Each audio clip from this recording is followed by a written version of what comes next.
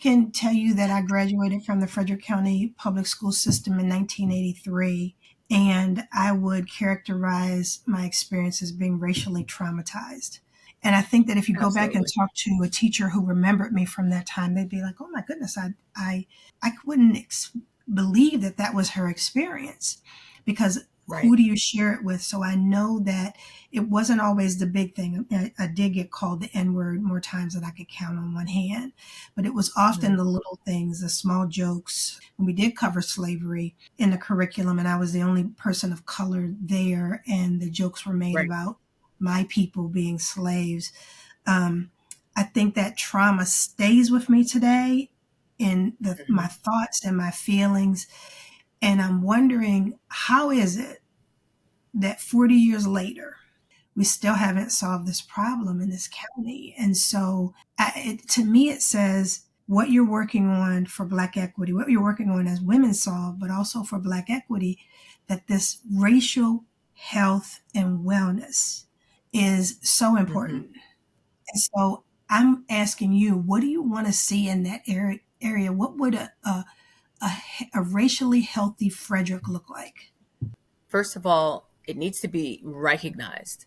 There's a lot of gaslighting that goes on in the way of, oh, well, they didn't really mean it like that. Yeah, she said the N word, but she wasn't calling him that. She just said it around him. And, this is going to be a learning lesson for him or her. And thank you for bringing that up, as though that's it. Like it's not an important thing, as though, somebody kicked your shin by accident.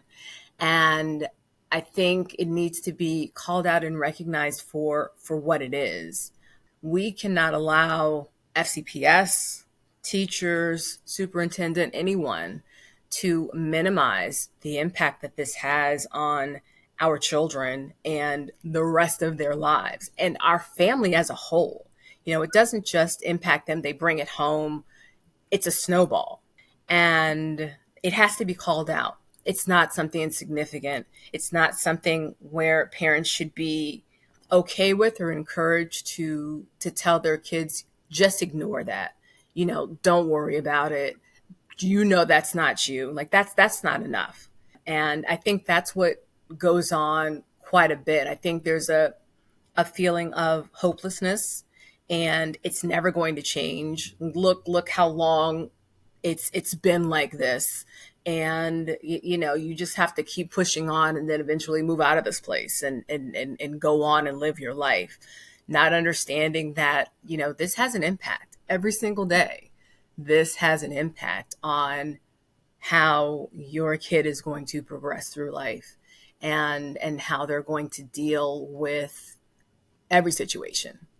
So it needs to be recognized and called out for what it is, and then addressed. The band-aids, the fill out this form, and maybe somebody will get back to you, or we're keeping statistics.